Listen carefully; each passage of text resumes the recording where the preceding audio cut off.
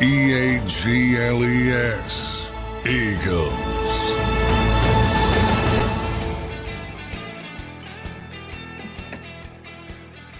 And a good Tuesday morning, everybody. What's going on? This is Birds 365, along with John McMullen. I'm Mike Gill. I'm going to try to figure out how to do this, John. I think I got it. I think we got to handle this thing already. I think you got some experience. 1 minute in, I think I figured this thing out, man. Yeah, How man. are you, brother? I'm doing well. It's good to see Mike Gill. It's always good to see Mike. You know, for people that don't know, Mike is one of the reasons this show exists. I always say we have a lot of national viewers here on Birds 365, Mike, international even. I get international emails sometimes, and thank you for listening to and watching Birds 365. But locally in the Delaware Valley, we used to do a segment that was pretty popular and kind of convinced some people that you could talk NFL football all year round.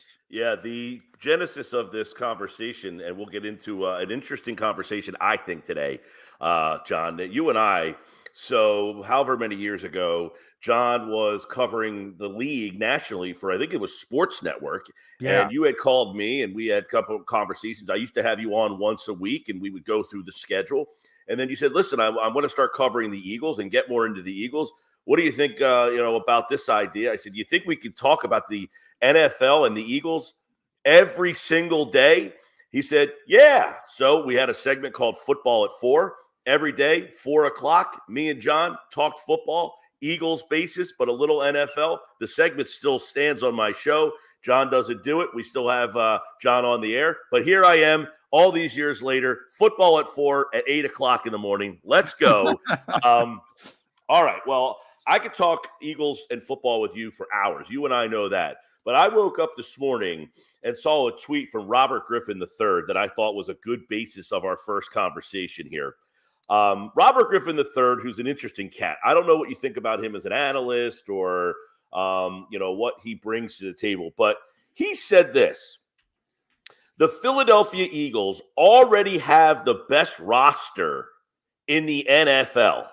And now they have two $25 million wide receivers.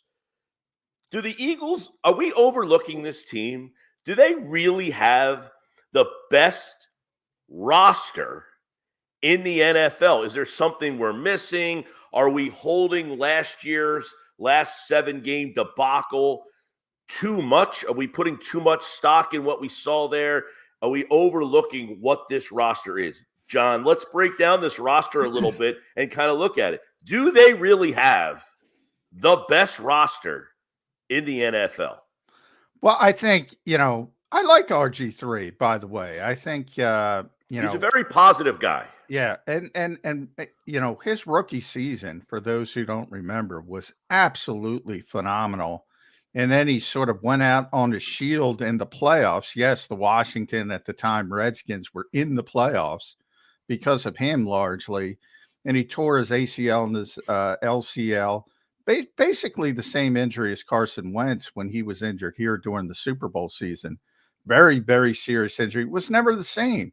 Obviously, a lot of his game was based on his movement skills, his off-schedule stuff, his running ability, tremendous athlete. And his career never continued on that same trajectory, which is sad because he was a great player that rookie season. He's also a quarterback, though. And I think people get caught up in skill position people, Mike, and they say, well, the Eagles have great skill position player. But does that mean they have the best roster? Hold on one sec.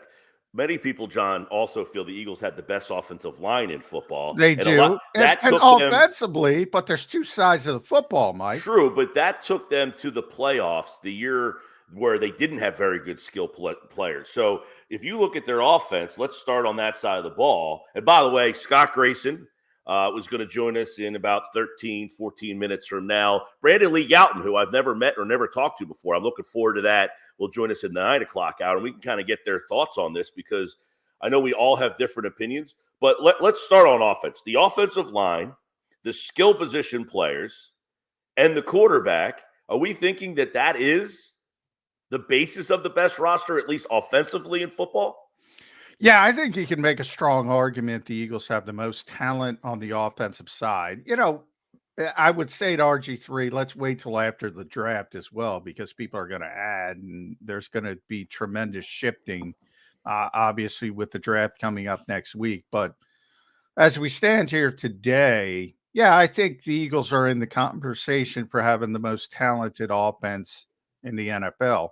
Um, concern losing Jason Kelsey. I think you can't just assume that Cam Jurgens is going to hit the ground running. I think he's going to be fine, but we have to wait and see. And obviously, by moving Cam Jurgens back inside, Mike, you have to worry about right guard. It's pretty clear the Eagles don't think Tyler Steen is um, ready-made, so to speak. So the fact that they can just hand him the job, and they might take a first-round pick on a right guard, at least early, and then kick him out the right tackle whenever Lane Johnson decides to retire. So there are some question marks. Backup tight end. They've just brought on CJ Uzama, who's a veteran guy and maybe offers you a little bit more than a Grant Calcaterra or an Albert Agwegbanon. So somebody like that, they still have Strong pull there. Um, you know, how much does he have left, though? He's 31-year-old guy going on 32. At his height in Cincinnati, you know what? He's pretty good old school tight end. But how much does he have left in the tank? He didn't live up to a big free agent deal he signed with the Jets. So there's some holes. But overall, when you compare to everybody else, everybody has holes. I would say the Eagles have amongst the most talent in the NFL. But they're also shifting. New offensive coordinator, new quarterbacks coach. How does Jalen Hurts handle that? Is Saquon Barkley the special presence that Howie Roseman says he is? Back in 2018, I would have bought that. I talked about that with you and a lot on this show. This is post ACL Saquon Barkley. This is 1,500 touch Saquon Barkley. Typically, that's the kind of player the Eagles run from. And all of a sudden, they're running to him. So I think there's question marks over the evaluation of Saquon Barkley and how much he has left. Yeah. But I get it from RG3's perspective as a quarterback. He sees A.J. Brown, Devonta Smith, Dallas Goedert, Saquon Barkley, and goes, I wish I'd have that if I were still quarterbacking in the NFL. Yeah, well, and listen, most people would also like the Eagles' offensive line as well. You got to throw that in. But as you mentioned, the right guard spot, that's really, the one area on either side of the ball, right? I don't know. You talk about the best roster. Do they have a set 22? No, the right guard spot. But is every other spot set? Or are we going to see competitions on this roster? Because that's what makes the best roster, John, when there's competition, because that means you have depth. But do you look at it right now and say, I think the starting we know the right guard spot's up, but everybody else, do you think that those are already penned in? Well, the 11 on offense, I would say 2 are open-ended, and that's right guard and that third wide receiver, because they're going to be an 11 personnel team. So they're going to have 3 wide receivers on the field. Even if we want to go 12, we just talked about with 2 tight ends, we just talked about the backup tight end. That's open-ended. But, they brought in Paris Campbell. They brought in Devontae Parker. I think Parker's more of an outside backup for A.J. and Devonta Smith. I don't think he's in the conversation to be that sort of slot receiver.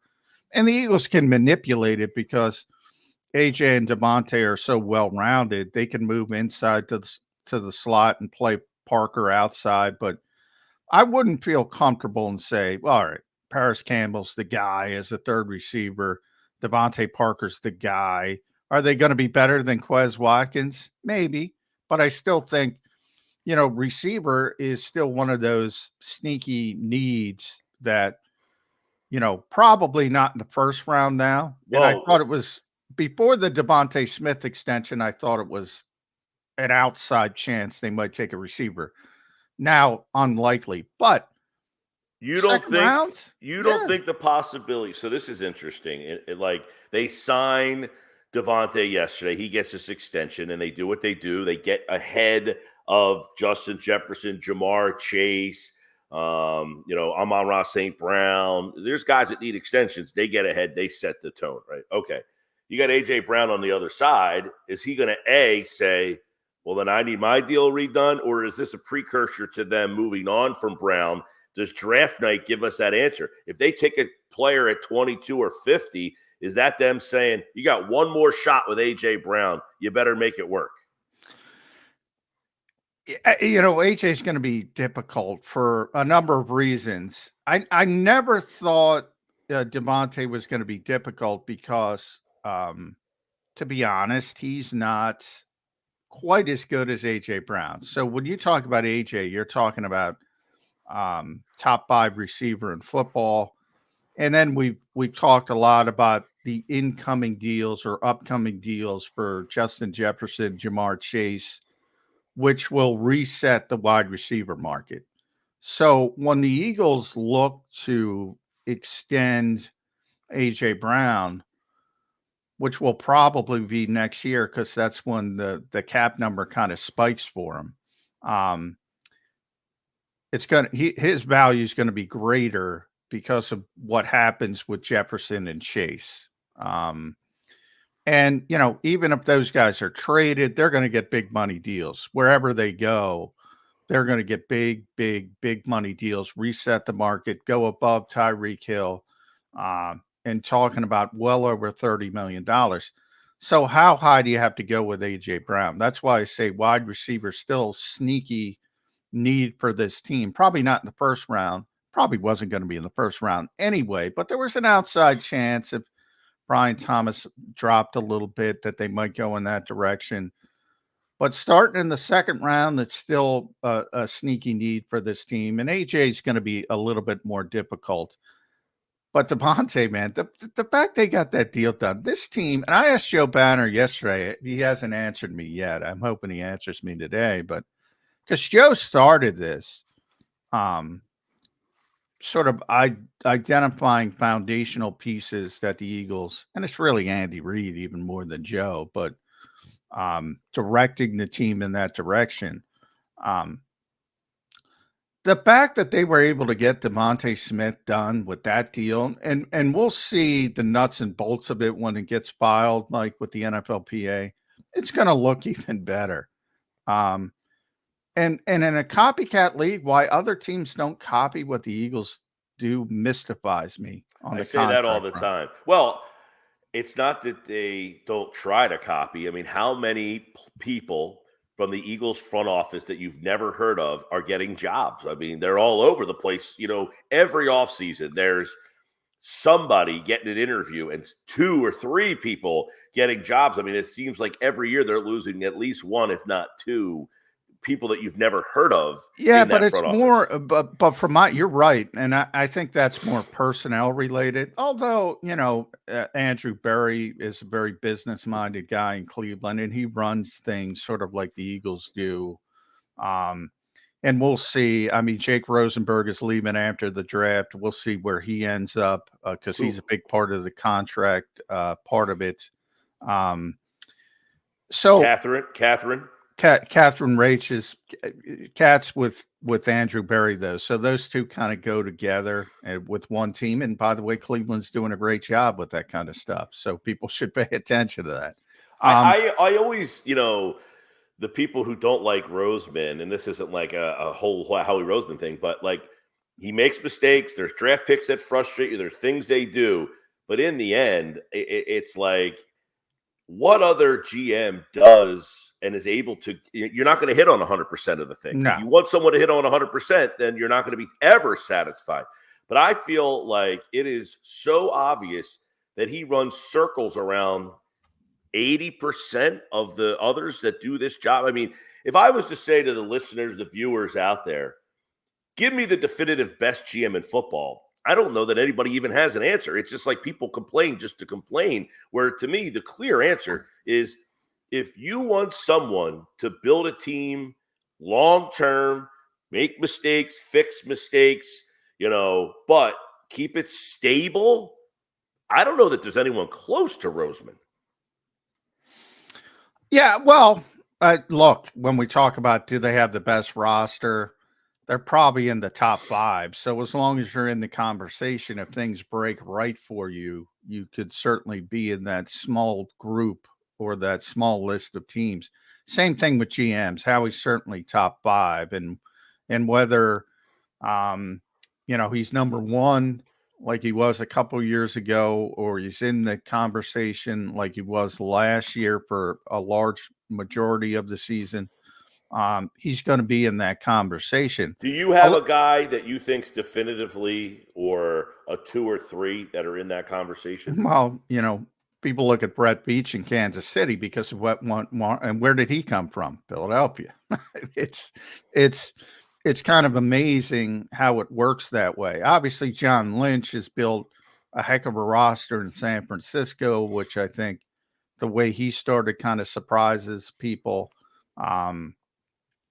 I always bring up, and I probably brought it up, I bring it up on this show a lot. I probably brought it up with you, Mike.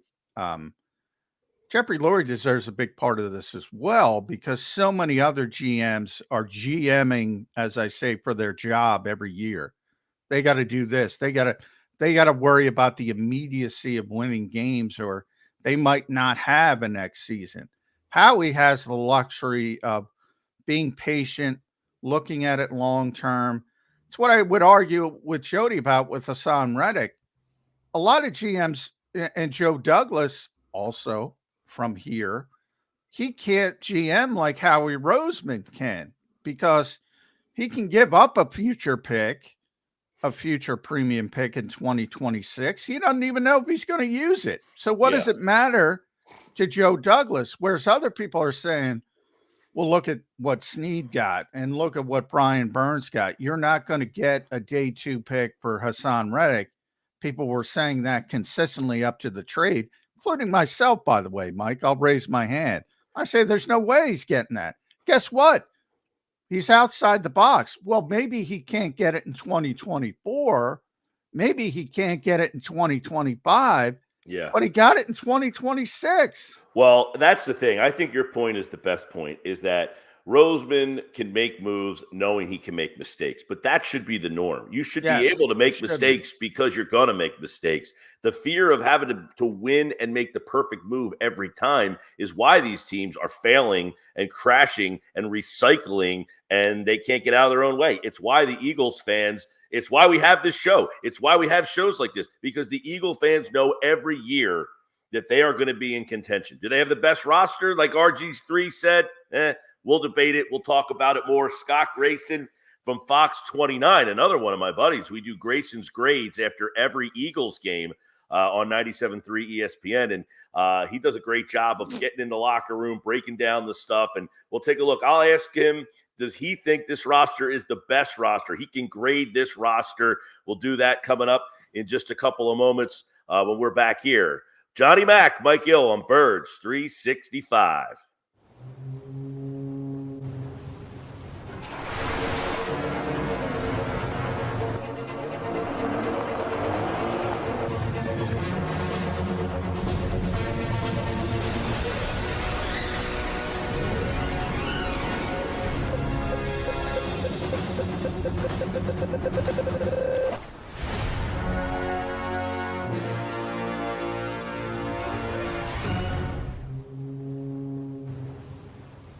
Imagine for a moment that you went to work today, and when you came home, you were catastrophically injured. Your life and your family's life. That's what happened to union construction worker Mike Little. I was scared of what the end was going to be, but to be 100% honest with you, I knew I was going to be all right just by talking with Brian. In my heart, I just knew everything was going to be all right. Call the firm and find out why they say, "We got this." Call 215-458-2222.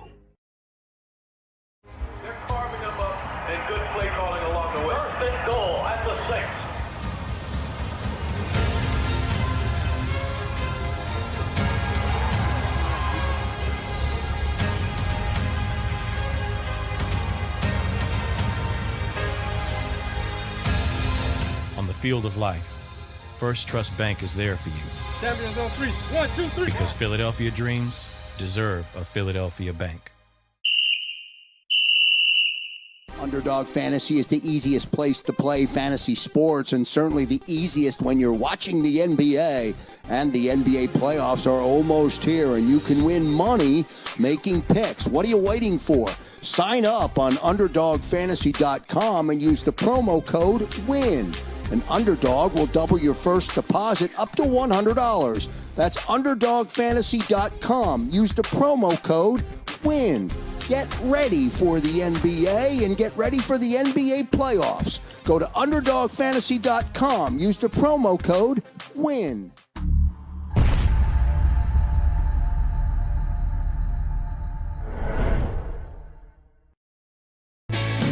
Hi everybody, my name's Jason Lombardi. I'm an inspector at DryTech. At DryTech we offer three major services, the first one being basement waterproofing. The second service we offer is foundation and structural repairs. And then the third service that we offer is mold remediation. If you feel you are having a waterproofing issue, give DryTech a call or check us out online.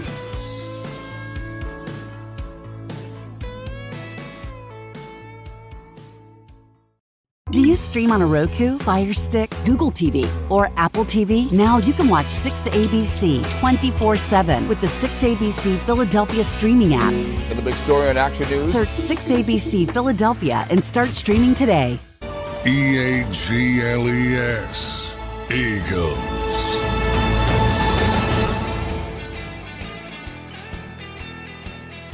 And a good Tuesday morning. Welcome back to Birds 365. The gang is all back together. Yeah. There's John How about McMullen, Scott Grayson from Fox 29. I know from Grayson's grades, and he's going to grade this. Hey, Scott, good morning, man. What's up? Good morning, Mike. John, how are you both doing today? Fancy Good. seeing you in this Eagle conversation. Yeah. I know. I booked you before I knew Mike would be on the show. So it's just a nice coincidence. And I hope you had a good vacation down in Orlando. I hope you and the family had a good time. Anytime you go to Disney, you're you know, with a young one, it's exciting and it's also exhausting. So it's good to be back. Well, for all the viewers out there, Scott and I went to the Super Bowl together this year for about, what's this, like the fifth or sixth year. We were down on Radio Row. We got a chance to catch up with guys like Fletcher Cox and Britton Covey. We saw Devonta Smith down there. A lot of Eagle representation at the Super Bowl. They weren't playing in the game, Scott, but as John and I have been discussing in the opening segment here, RG3 yesterday put out a tweet saying he thinks the Eagles already have the best roster in football. Are we kind of overlooking what this team is? Are we putting too much stock in the way they ended the season and not looking at the bigger picture? Because I don't know how many people heard this. Brandon Graham did ESPN radio last week. So it was on the national stick, and I know a lot of Eagle fans might not hear the national. But Brandon Graham basically said that he thought that they had some coaches in the wrong spots and that Howie admits it and he recognized it and they made some changes. And we did see changes. Vic Fangio, Kellen Moore, a lot of new coaches here. So RG3 looks at that signing yesterday and says, holy mackerel, you got Smith, you got Brown, already best roster in football. Is this the best roster in football? If you were doing Grayson's grades, grade this roster.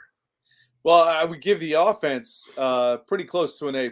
I mean, you look at the weapons they have for sure. You got a lot to like there. But as we said, from the moment the season ended, I've talked to John about it on this show. And, Mike, you and I have talked about it. This defense is still incomplete, in my opinion. There's still a lot of pieces to kind of put together there before you can look at this and go, wow, this is a great roster. That defense to me is very questionable still. And they have some holes to fill. And I know at this point they're gearing up to fill some of those through the draft. I like the kid they have coming in on a visit today or here this week, Latu from UCLA, the edge rusher.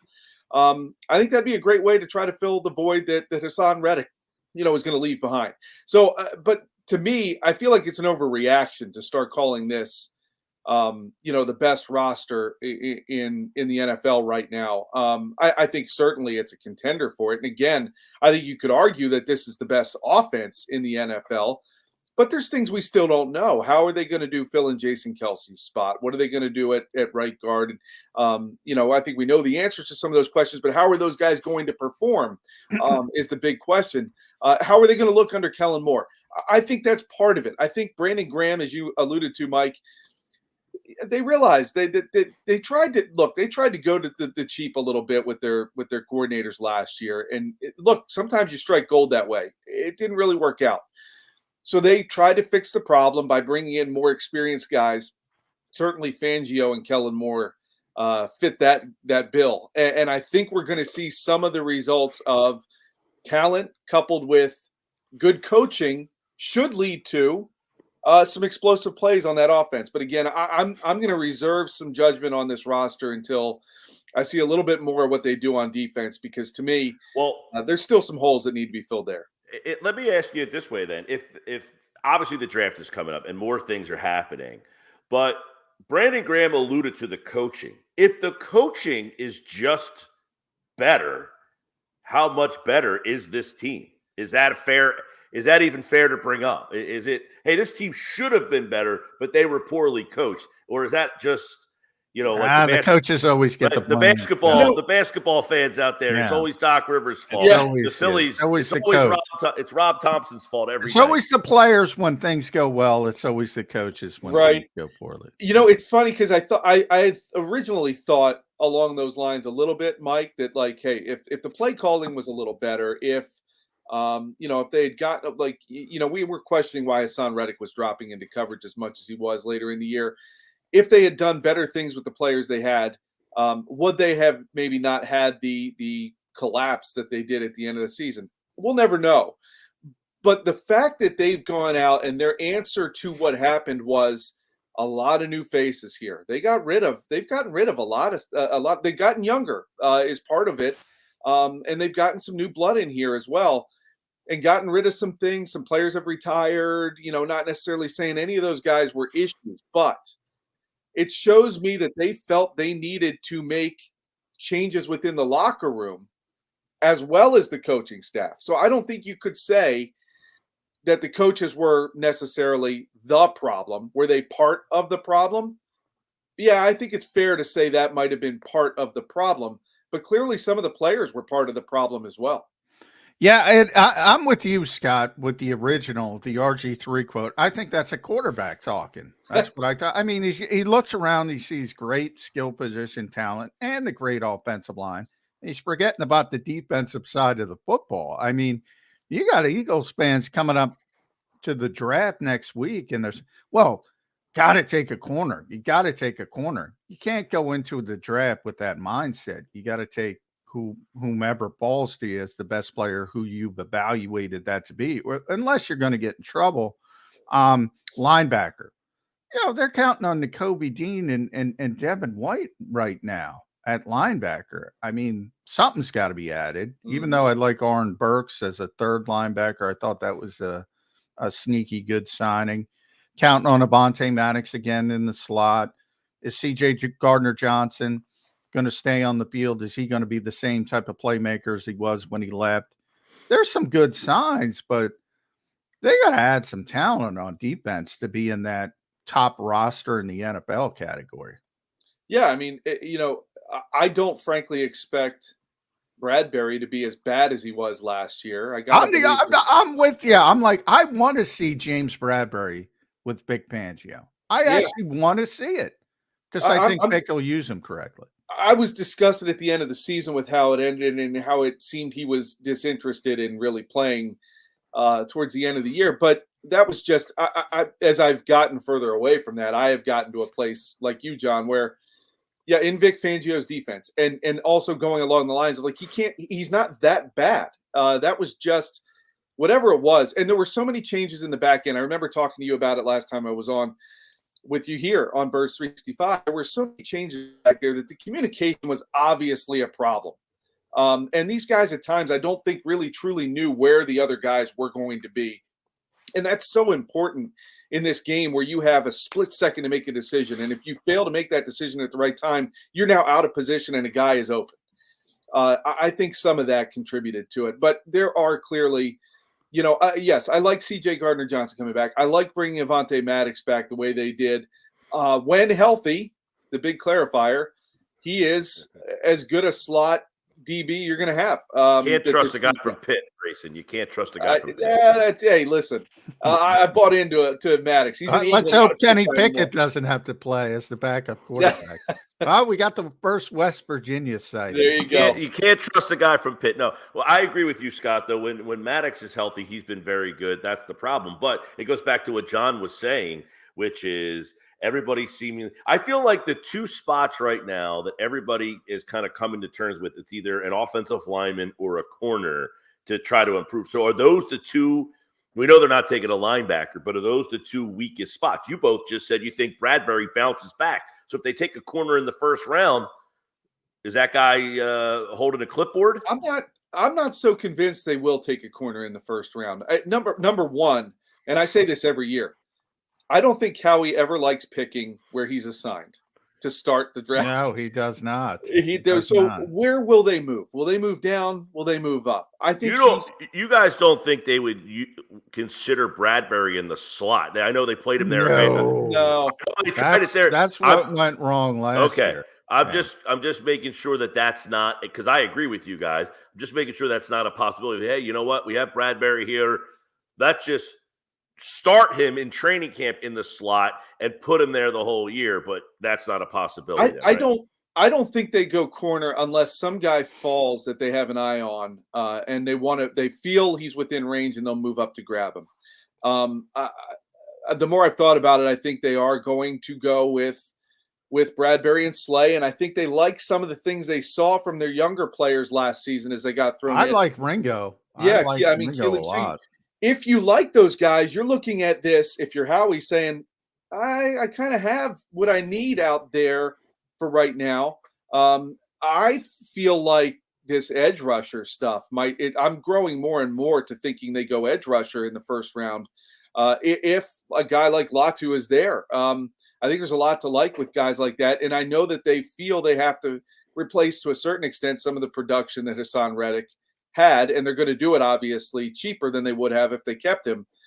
So I think that's part of it. Offensive linemen, if this team has done a good job of grabbing guys and keeping depth and rebuilding from within. But this defense, to me, as I said before, is the bigger question mark. If you're looking at this team and saying we're going to make a run this year again to get back there, then to me, I think you've got to focus on defensive spots. I do think they will take a linebacker at some point. It will not be first round, obviously. I would be shocked, as would everybody.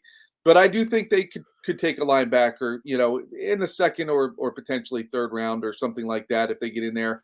But to me, I'm thinking defense in a lot of the picks that they make this year on the draft. I'm kind of torn, and that's the NFL. That's what makes the NFL, I think, in a lot of ways so popular.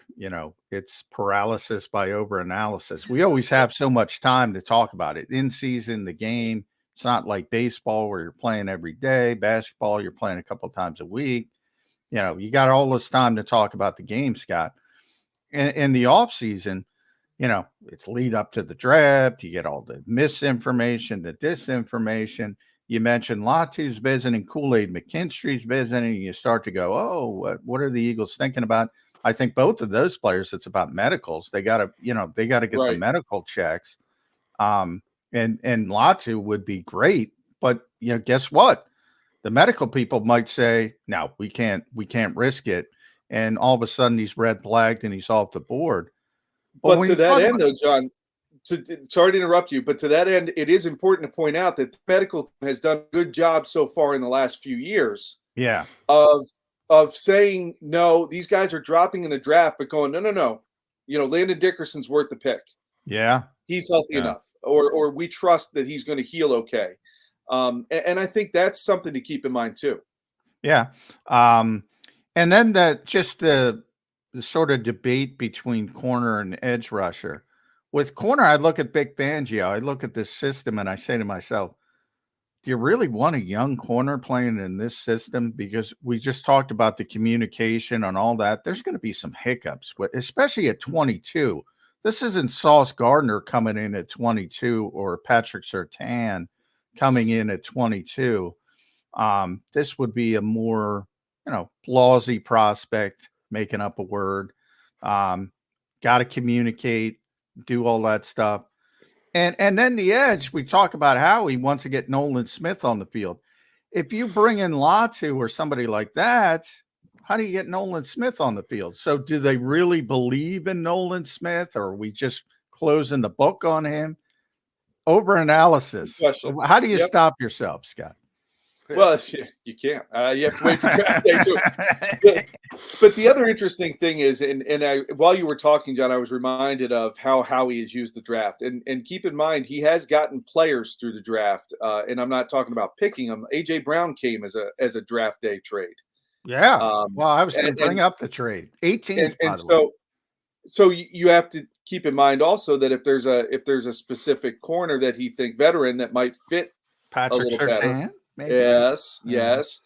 I don't know why Denver would trade him to Philadelphia, but I agree with the sentiment. Yeah, Howie has shown he will do whatever he can to try to get creative and outthink everybody in the room. We've talked about that. Sometimes it has been to a detriment, but you're right. As far as the debate goes with the corner, with the edge rusher, and how they pick will probably tell us a little bit about how they feel about Nolan Smith. If they don't take an edge rusher in the first round, then that tells you that they must feel better about his progress. And Vic Fangio must be saying, I really like this kid. I want to see him develop more. And if they go corner, then that tells you maybe they aren't sold on, or maybe they are going to still do something with Bradbury, or maybe they're going to just look to have a little more depth there. But, as we said to it, I think they like their quarterback depth. I don't anticipate them doing much more at corner. I talked about this on my show, which was they have Ringo and Ricks and Gardner and, a host of other guys in there that got playing time last year. If you don't take a corner in round 1 or 2 where you have 3 picks, do you keep throwing a dart in round 4, 5, where you have multiple picks to bring more corners in? Or do you let the group that you already have here kind of battle it out for whatever they're battling out for? The first guy, if Bradbury can't play or goes down or Slay gets hurt, or, do they have enough guys that they like in that group that if you don't see a corner go in day 1 or day 2, that, all right, we've got enough depth at that spot? I would think they have a bunch of guys in here that they want to see more of.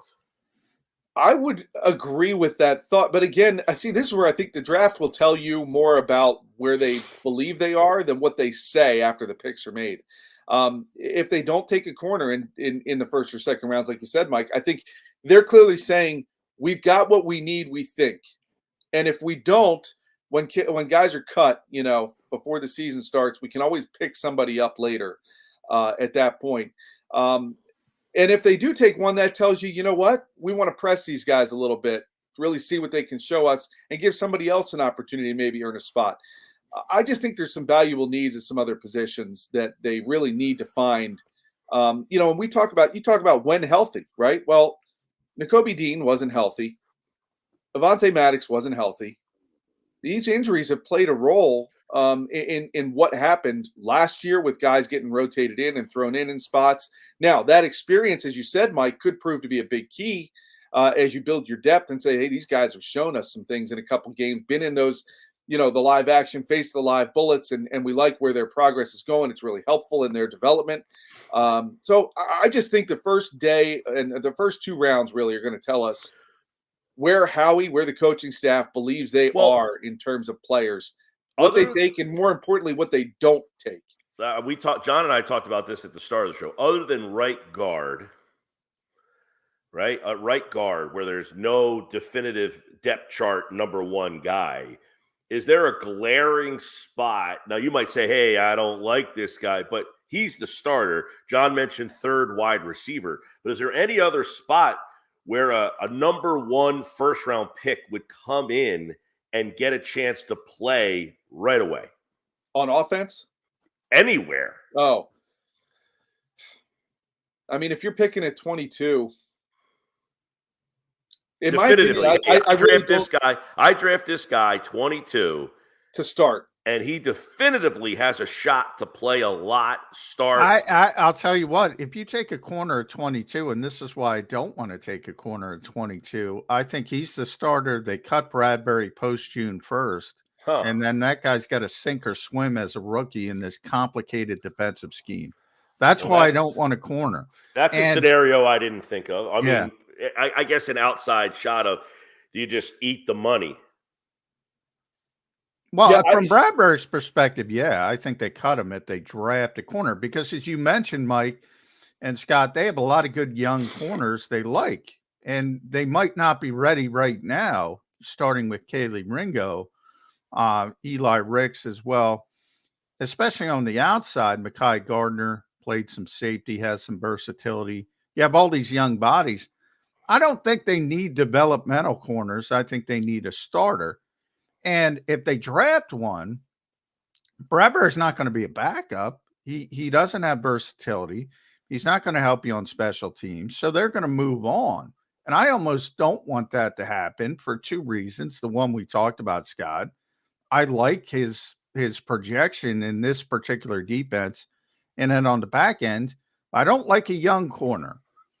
Because, again, whoever they get at 22, whether you're like Kool-Aid McKinstry, and I'm concerned about the Jones fracture in his foot, Cooper DeJean, whatever you want to call him. Do you guys know? I call him DeJean. Others call him DeJean. Yeah.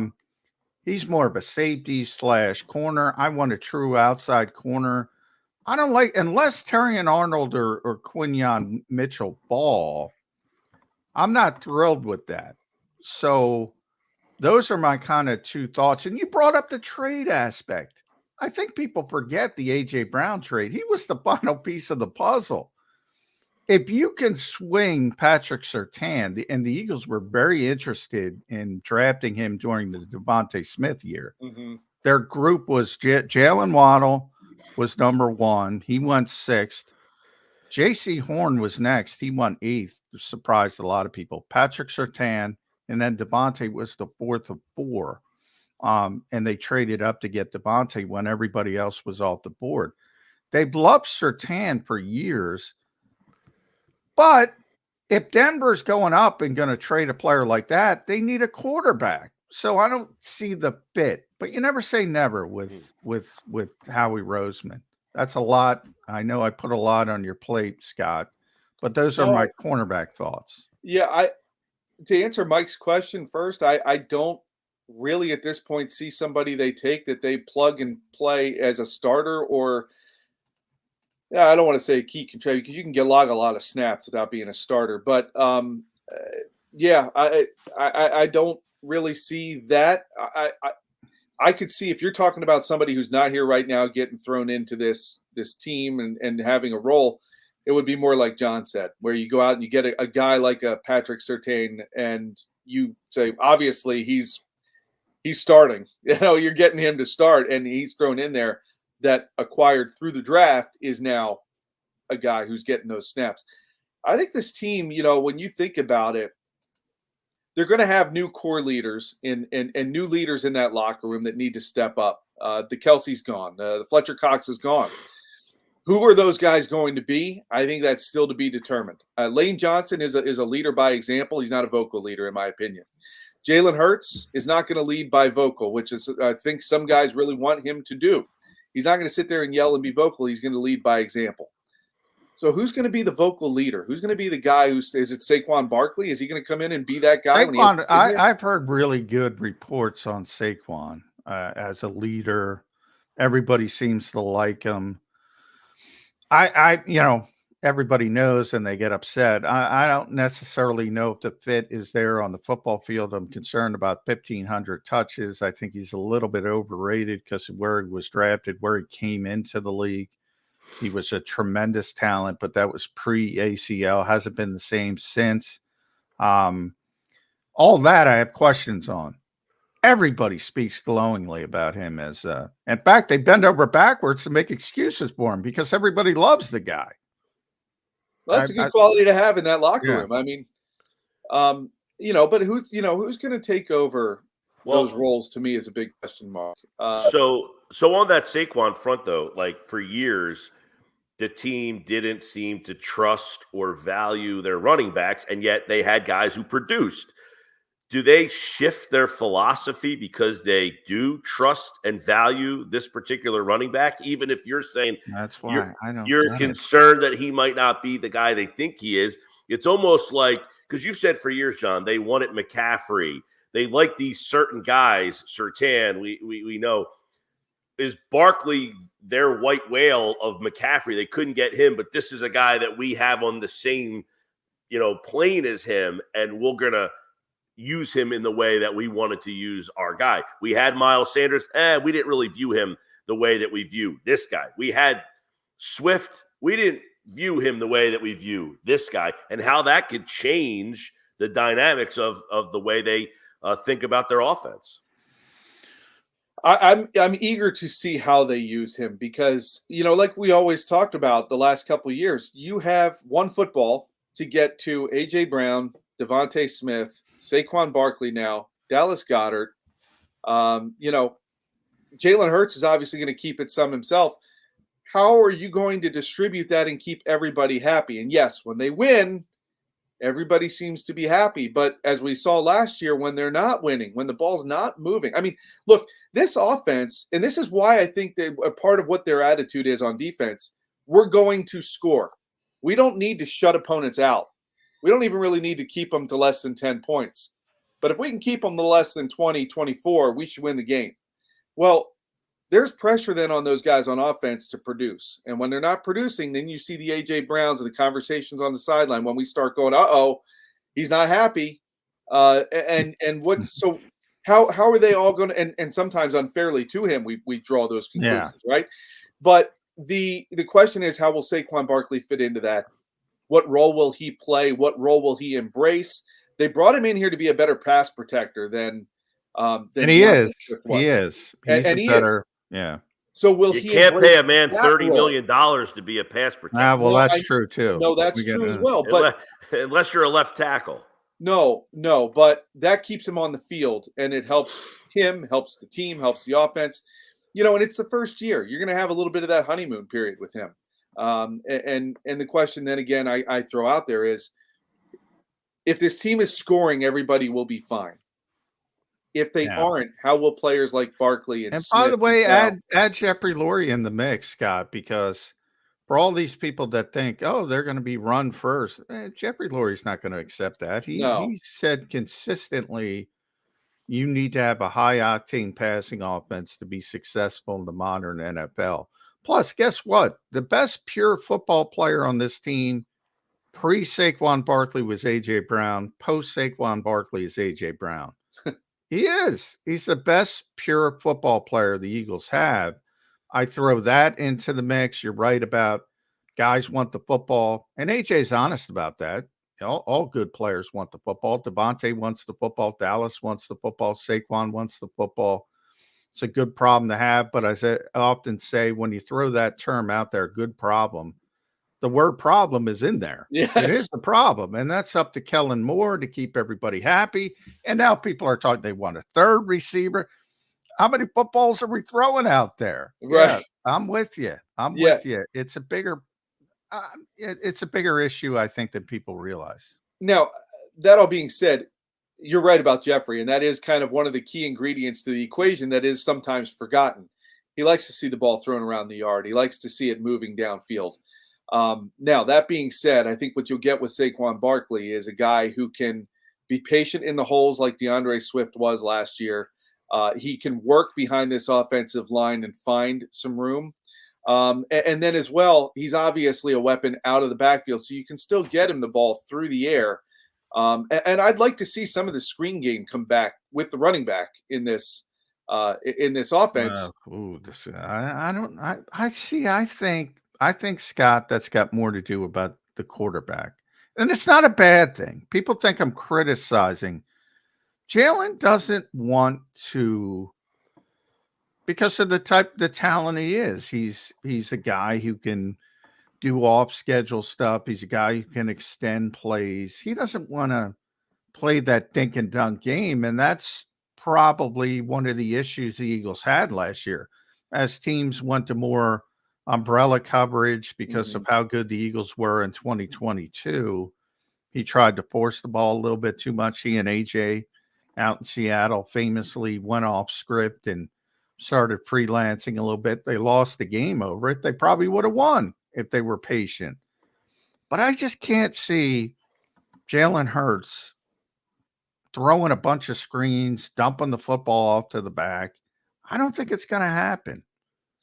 I'm not necessarily saying I think it's going to happen. It's just something I think I'd like to see as part of the offense, because I agree with you. They got so predictable on trying to push it down the field. It made it so easy, you know. But the one guy we haven't really talked about much until just now, as you mentioned it, John, is Jalen Hurts. I mean, there's a football to get to all these guys, but he's got to get it to them. And he's got to have confidence in that offensive line, which I think everybody would agree. He took his eyes off the field, downfield, too early at times. I don't think he trusted what was in front of him sometimes. And I think there's a lot of that's got to be put on Jalen to get back to where he was 2 years ago. Have that confidence to be able to look downfield, extend the plays as you talked about, and still look downfield and make some of those completions and throws on the run. Those are the things he did well 2 years ago, as well as run the ball. And I'll be curious to see what Kellen Moore does in that regard with Jalen's legs, how he gets him in space and allows him to make some of those plays. Well, I think we need a whole offseason with no mention of Jalen Hurts. Just let him kind of live under the radar. By the way, he has. We barely mention him on this show. It's amazing. Yeah. Just let him kind of like exist under the radar and let him come back and, you know, be like, hey, you guys remember me? You know, because last year everything was about him, and possibly it, you know, I don't want to say he had a bad year, but guess what? When you had the year you did before, now that's your standard. The standard is the standard. That's his line. And if he can't reach the standard he set, then that's a problem. You paid him, and this is why it was a weird situation for him. He had 1 year where he was mediocre. He had 1 year where he was essentially, you know, the MVP of the league. He got paid not in the middle. He got paid on his one great year, not on his one mediocre year. So now you set that standard. You need to get there. That's what makes a great player, where you're in that same standard year after year. You can't just get there 1 year. And this team will only exist as a Super Bowl champion if he can approach that standard. And if he can't, you're looking at a team that I think is just probably average. There's no doubt. I think you made a lot of good points in there, but it is important to point out, as you said, we're not talking about him. He had that year 2 years ago as the MVP until he got hurt, and then took the team to the Super Bowl. He was in the spotlight. He was talked about all the time. He was doing how many different extra things on top of everything else he was doing outside of football, and that's not part of it this year. You know, you have to wonder, is he back to that dedicated workout guy who's focused on making this team better? I think he's always been that guy. At S. Grayson, Box 29. Make sure you follow Scott. And by the way, real quick, guys, John, I have never had, like, that's why I didn't have a problem with the contract, because I don't feel like they gave him the contract and he was going to stop working at being I think better and better and better. You know, maybe he didn't have enough time. He was pulled in a million different directions. I think that was coming off the 2022 season, got a lot of endorsements. That takes time away. You know, and maybe learn from that, understands, you know, all right, maybe I can't do this, I can't do that, and get back to where it goes back to the movie Major League, man, where Ricky Vaughn just wasn't the same after all the endorsements. All the endorsements hurt, and you look in the chat and you see we were talking about people bend over backwards for Saquon Barkley, man. Top 3 running back. There's no evidence of that. None. Zero. Other than the Eagles saying that. I covered Adrian Peterson in his prime, Scott. Bad quarterback, as in Christian Ponder. Average offensive line. He won the stinking MVP. Great players find a way. Great players, truly great players find. I know he had a shitty supporting cast. I've never, and this points to how well liked he is. People bend over backward. And bottom line is, I hope the Eagles are right, because they've evaluated him as being similar to what Mike said. Christian McCaffrey I've seen no evidence of that. None.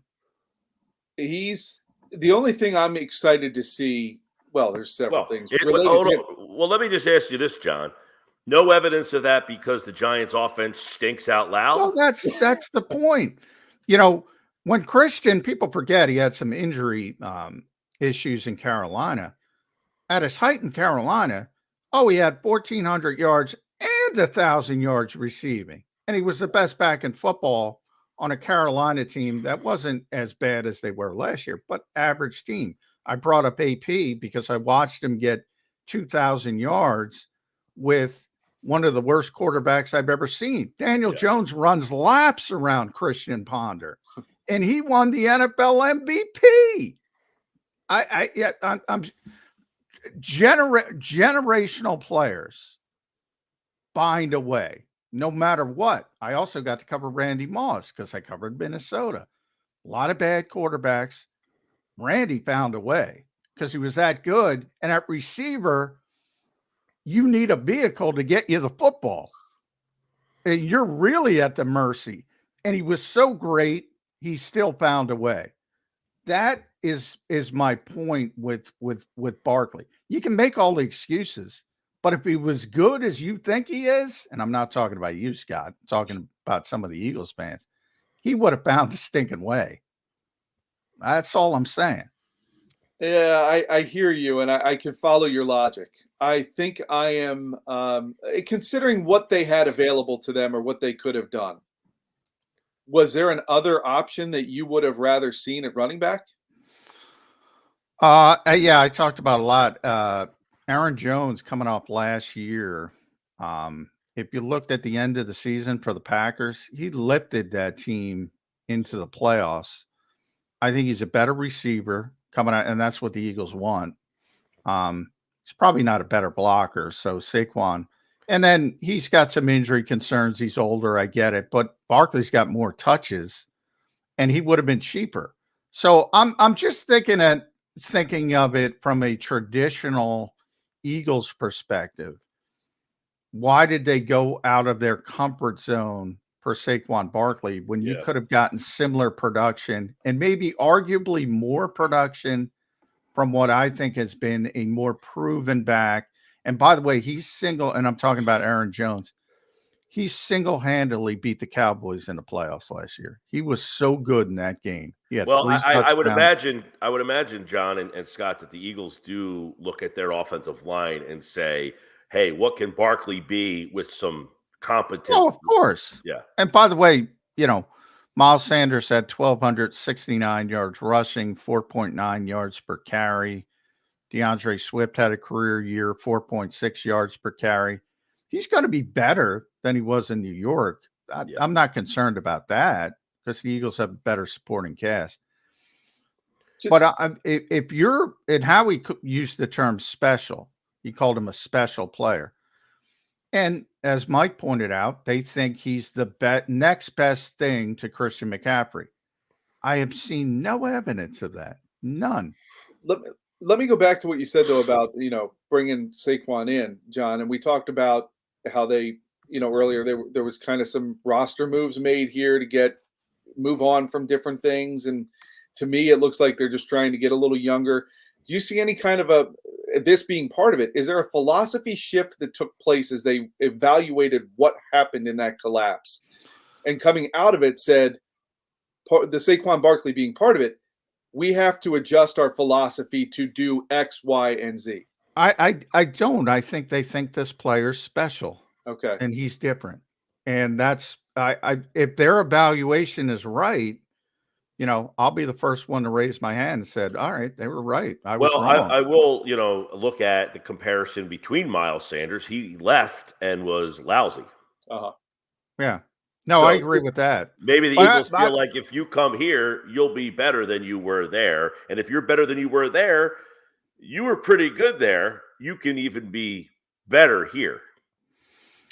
Well, yeah. And by the way, I think he's going to be better than Miles Sanders and DeAndre Swift because he's a better player. But how How much better? Yeah. Is that's the thing. I said before, for what they paid him and what the value they got out of the other guys for what they were paying them, he needs to be like a 1,500 yard, 500 receipt. Like that's what I'm talking about. The expectations, because again, I keep going back to Miles because it was so spectacular from a running perspective. Miles did nothing in the receiving game. So that's a big part of it as well. Saquon, the receiving game. And I know we're keeping you long. I apologize, Scott. But it 1,269 yards, 4.9 yards per carry. Saquon Barkley's had those numbers once in his career as a rookie when he was spectacular as a rookie. Spectacular coming out of his rookie year. That was 2018, though. That was pre-ACL. He had 1,500 touches, many of them on the tough turf at MetLife Stadium. He hasn't been that same guy. If he plays like that, yeah, I'm on board. This league moves fast, guys. 2018 might as well be Dick Butkus times. You know, the league moves so quickly. The assumption that he's going to turn back to that because the offensive line is better, I don't know. I'm not buying it. Hopefully I'm wrong. I'm wrong. Well, guess what? It will all start to play out here soon. We'll see the mini camps, phase 1, 2, 3, 4, 5. We're in phase 1. We're in phase 1, which is them looking at Zoom calls. Scott Grayson, everybody. S. Grayson Fox 29, kind enough to be our first guest this morning. My bad. I'm really struggling with some allergies here. So if I'm like kind of dozing off here and there, my wipe them. I am really struggling with the allergies this morning. But it was good to hear and see from you, Scott. You uplifted the conversation, and we'll talk to you soon, bud. Hey, as always, I appreciate talking to both of you guys. Thank you. Thanks, Scott. Scott Grayson is up first, and coming up in just about 17 minutes from now. Stick around. We'll continue the conversation. Brandon Lee Garton from Bleeding Green Nation is going to join us here on today's edition of Birds 365. Stick around.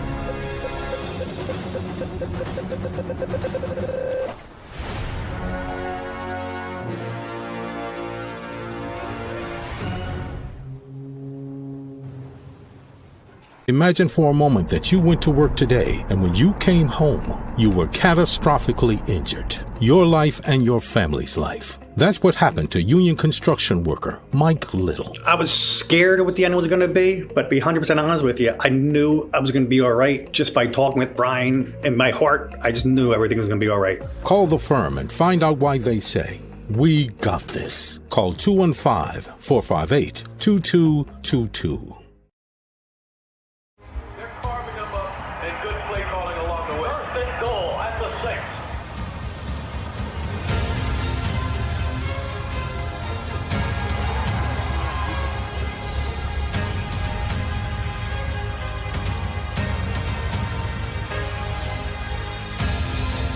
Field of life, First Trust Bank is there for you. Champions on 3. 1, 2, 3. Because Philadelphia dreams deserve a Philadelphia bank.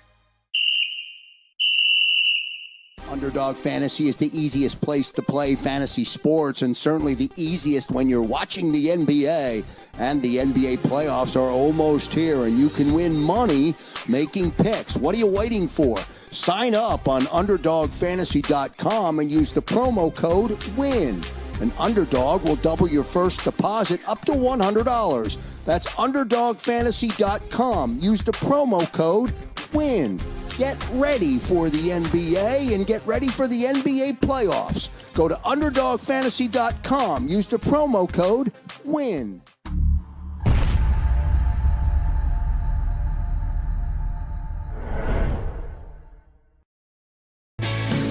Hi everybody, my name's Jason Lombardi. I'm an inspector at DryTech. At DryTech we offer three major services, the first one being basement waterproofing, The second service we offer is foundation and structural repairs. And then the third service that we offer is mold remediation. If you feel you are having a waterproofing issue, give DryTech a call or check us out online.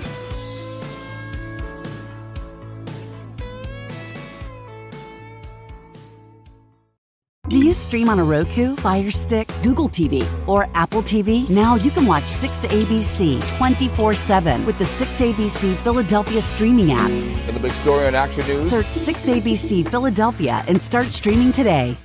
EAGLES. Eagles.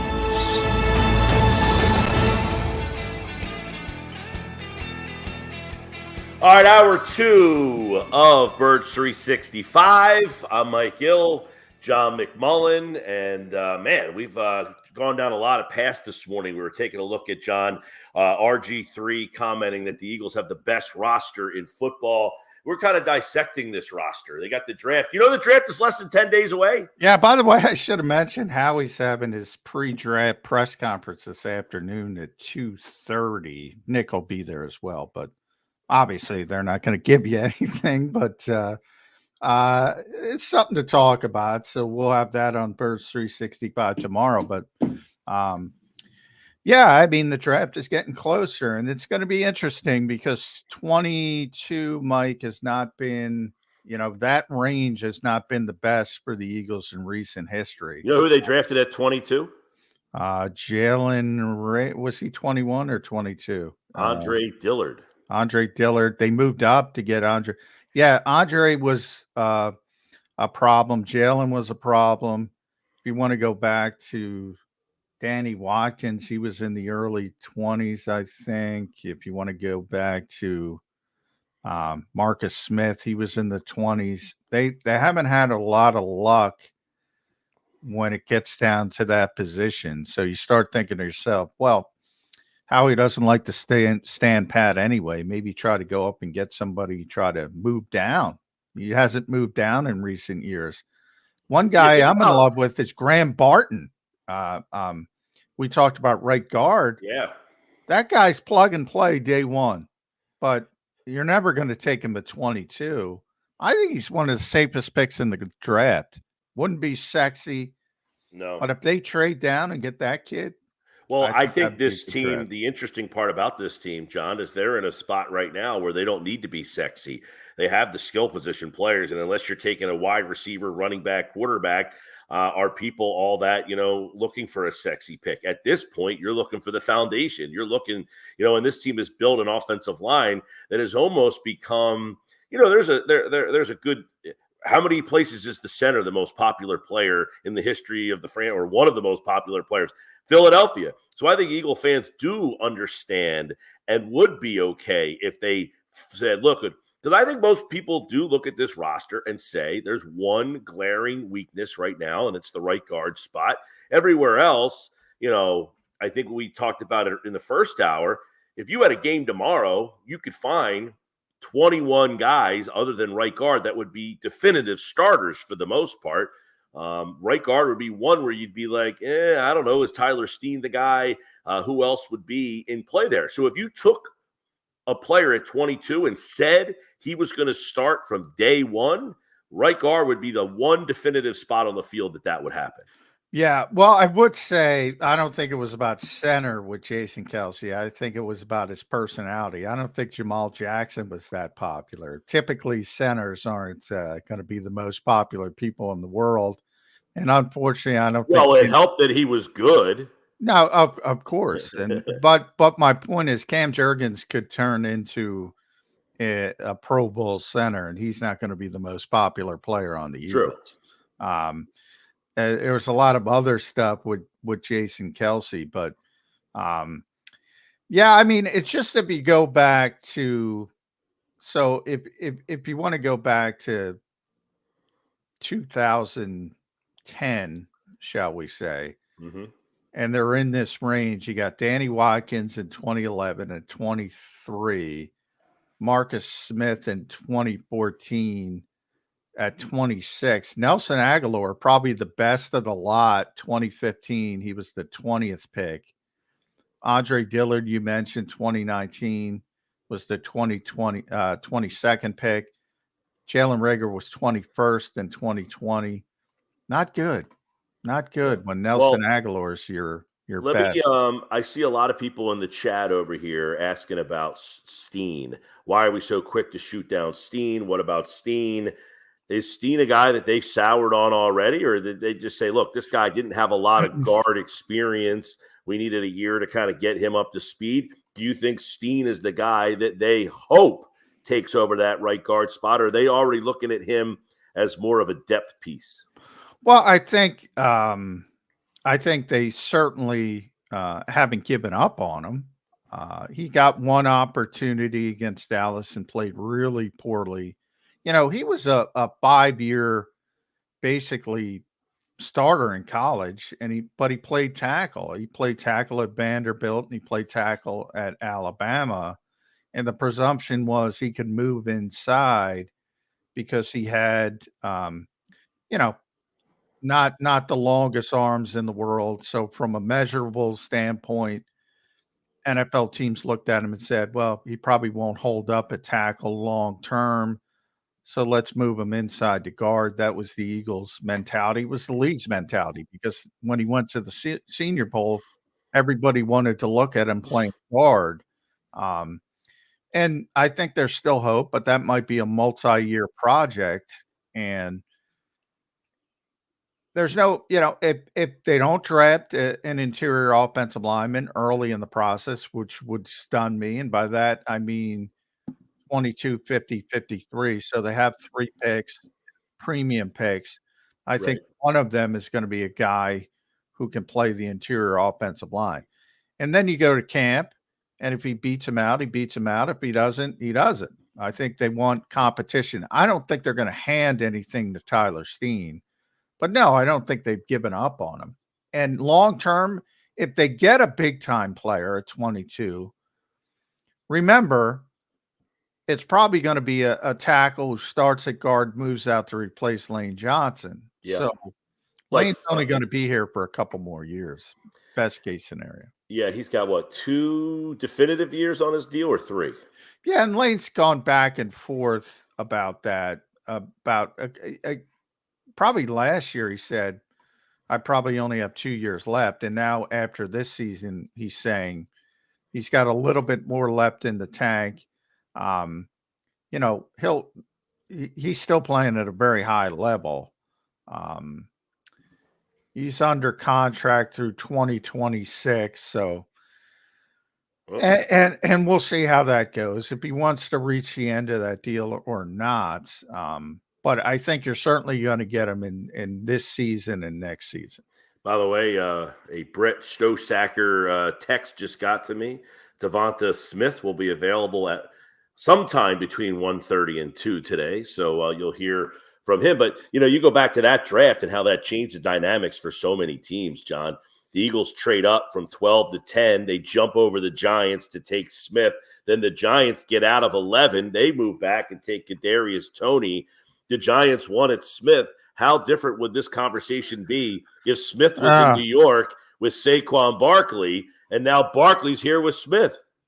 Well, I think they're both happy they're here. That was everything worked out. It was interesting because that was NFC East, NFC East, NFC East. Dallas had the 10th pick. They wanted Micah Parsons. They knew the Giants weren't going to take Micah Parsons. They asked the Eagles, offense, defense. That's what you do in these types of situations. The Eagles said offense. They were coming up for offense. So they knew they would be able to go down 2 spots and get Micah Parsons. That has worked out very well for them. It worked out very well for the Eagles. It did not work out well for the New York Giants, who were desperate for a receiver. Now, they did know that nobody was worthy of that pick there, and they traded down. And you remember who they drafted, Mike? It was Kadarius Toney, yeah, 20. A disaster, I would dare say, for them. Hasn't worked out, and because of that draft night, the domino effects have kind of just shifted to where we are now, where Toney's a mess for them. They still haven't found a receiver. and the Eagles have Smith. They signed him, and he's going to talk today between 1:30 and 2 o'clock about his deal. And realistically, we were talking about where he kind of is. Like, do you look at Devonta Smith? If A.J. Brown's not here, is he a 1,500-yard guy, a 17? I mean, what kind of receiver is Smith by himself? Or is he the perfect complement to the number 1A type of guy? Well, I think he's the perfect complement. What he can be, we saw it in his rookie season a little bit, but he was a rookie. Was he a great number 1 receiver? No, but he was really good as a rookie, and he was an ascending player. Could he ever turn into the same level as A.J. Brown? A.J., we know, is a legit number 1. He might not be, if you talk about the top 5 receivers, it's probably Jefferson, Chase, Hill, A.J., maybe Devontae Adams. Yeah. It's probably my top 5 off the top of my head. Would you rather a Tyreek Hill, who I don't want to say is like a one-trick pony, but that he's more of a get the ball in space, let him kind of make Smith. To me, what has made him kind of evolve into this is that he can be a big play guy. He can be a volume guy. He's a great route runner. He's got very good hands. He was very slight. There were people that were worried about his ability to hold up. Injuries have not been a problem for him, but I don't know if he's like, and is that only because of the team he's on? Yeah, well, with Tyreek, I mean, now Tyreek is 30, I think. Yeah, obviously it's a little bit different. He's closer to the end, probably maybe has a year or 2 left. So, yeah, Devontae, I'd much rather have at this point. But at his height, no, Tyreek Hill was a great receiver. I mean, you like Jalen Waddle or Devontae? That's an interesting conversation because the Eagles had Jalen Waddle ahead of Devonta Smith in that draft. I'd rather have Devonta. But Jalen Waddle's very good. But I think Devontae's better. And sometimes, it's better to be lucky than good, as they say. But maybe part of that is playing with A.J. Brown. It's kind of difficult to say because A.J.'s so good. And could he be a number 1? Yeah, he could be a very effective number 1. Is he going to be the A.J. Brown level of number 1? I doubt it. But, that's difficult. That's a difficult bar to reach. With Hill, that guy, man, usually when you're really fast, you have trouble tracking the football. Never the case with Tyreek Hill. Was a great route runner. He doesn't get credit for it because he's so explosive. He's been used very well. You got to give the coaches a lot of credit who have had him. They have done a great job of manufacturing ways to get him touches. Yeah, well, and part of that is because it's so easy, and he's always open. And I think a lot of people said, well, he's not going to have Patrick Mahomes. You're going to see the downtick in Miami. It's been an uptick. He's caught 119 balls the past 2 years for over 1,700 yards. Guy's phenomenal. CeeDee Lamb, who do you like better? CeeDee's better than Devonta. CeeDee's very good. He's in the same draft class, right? Yeah, he's in the conversation to be in that top 5 as well. Well, Devontae's going to talk today. Howie Roseman's going to talk today. We'll have a lot. By the way, no, I will not be here tomorrow. I'll be back on Thursday, though, John. I'm not hosting tomorrow. My day is too busy for this 5-day-a-week job right now. But yeah, I'll be back on Thursday for everybody wondering. No, I'm not here all the time. I'm just here today, and I'll be back on Thursday. Who's in tomorrow? Farzy tomorrow for me? Farzy. Mark Farzetta is going to be in tomorrow and Friday, I believe. So yes. It's a little flip-flop and back and forth. Yeah, I'll be back on Thursday hanging out, which should be fun because we'll hear from everything. That'll be 1 week from the draft Thursday. So Brandon Lee Galton's going to join us on the other side. I've never talked to Brandon before in my life, so this will be the first time ever. I have a lot of questions. I'm very excited about this because Robert Griffin III tweeted out yesterday that the Eagles have the best roster in football. Do they really? Is that hyperbole? Let's talk about it coming up next with Brandon Lee Galton. right here on Birds 365.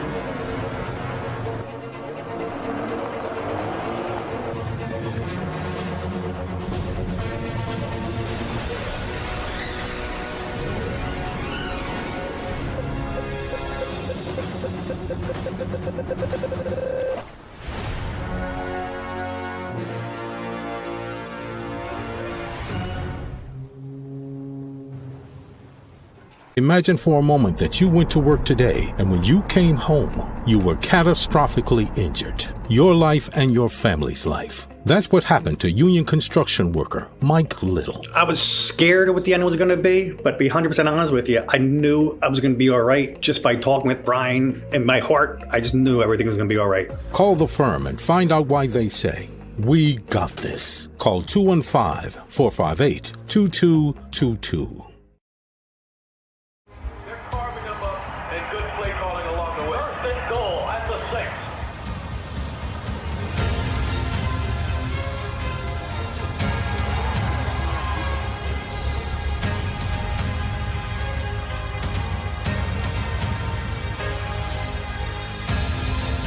Field of life, First Trust Bank is there for you. Champions on 3. 1, 2, 3. Because Philadelphia dreams deserve a Philadelphia bank. Underdog Fantasy is the easiest place to play fantasy sports, and certainly the easiest when you're watching the NBA. And the NBA playoffs are almost here, and you can win money making picks. What are you waiting for? Sign up on UnderdogFantasy.com and use the promo code WIN. An Underdog will double your first deposit up to $100. That's UnderdogFantasy.com. Use the promo code WIN. Get ready for the NBA and get ready for the NBA playoffs. Go to UnderdogFantasy.com. Use the promo code WIN.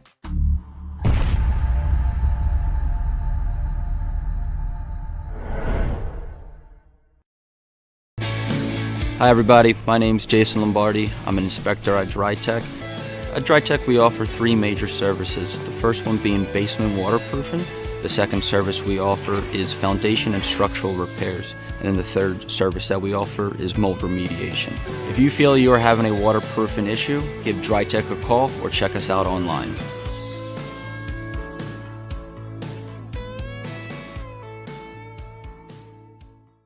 Do you stream on a Roku, Fire Stick, Google TV, or Apple TV? Now you can watch 6ABC 24/7 with the 6ABC Philadelphia streaming app. For the big story on Action News, Search 6ABC Philadelphia and start streaming today. EAGLES. Eagles.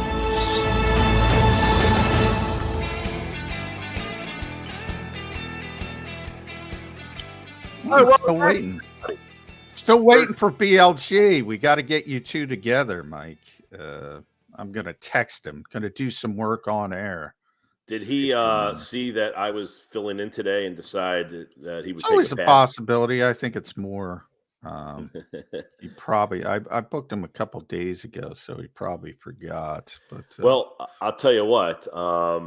We've got so much happening. You know, one of the things that's interesting about this particular draft is we kind of talked about the Eagles having the 2 second-round picks, which puts you in position to kind of say, hey, you got 50 and 53. You could do a lot there, John, and it's one of the fun things to do as the armchair GM is do you package two – do you like a guy enough that you package 2 twos to move up and get back into the first round again? Do you do something with both those second-round picks to try to get a player? Having the 2 second-round picks, how do you think that changes the complexion of what Philadelphia and Howie Roseman can do on draft night? Yeah, I mean, it does give you some ability. And we've talked about in recent years, you have Devonta Smith, they traded up for Jordan Davis. They traded up for Jalen Carter, even they moved up one spot, those targeted trade ups for players you like. I think people get too caught up in volume. Like, oh, we need a backup running back. We need a backup tight end. We need a back. Whereas most NFL teams, at least most good NFL teams, want to get players they think are difference makers. So yeah, if they find somebody down the board, say in the 30s, maybe 40s, and they say this guy's a heck of a lot better than what we're going to get at 50 and 53, you might try to do something. You probably wouldn't need both to move up that slightly, but the point is you do have some wiggle room and how he likes to do that. It's about the players. It's not about the volume. Yeah. Sometimes if you're rebuilding, you do need volume, some bad teams, and they need to add a whole host of bodies. But when you're and we can argue where the Eagles are, significant Super Bowl contender, legitimate Super Bowl contender, they're certainly a legitimate playoff contender. I don't think you're worried as much about volume. You're just trying to get impactful players. One of the things that Brandon Lee Garton wrote about over at Bleeding Green Nation, it was the fact that Devonta Smith agrees to the extension, and then what that means, what's the kind of domino effect of that in the division with the Cowboys. And we're talking about the genesis of the conversation today. We started out back in the first hour, John, was Robert Griffin III saying the Eagles have the best, or I think it was the best roster in the NFL. I think he said they already have the best roster in the NFL, and now they have two $20+ million receivers in the mix. What is that going to mean for Dallas and where their roster is? They haven't done anything this offseason at all. So as we sit here a week before the draft, are they just going to be like firing all over the place on draft night, or are they in a place where they just mismanage their cap? Do they have so many problems coming up that they just couldn't afford to do it? What do you make of where they sit 10 days from the draft, and now what this Devonta Smith deal does for what they're going to have to do with a guy like CD Lamb?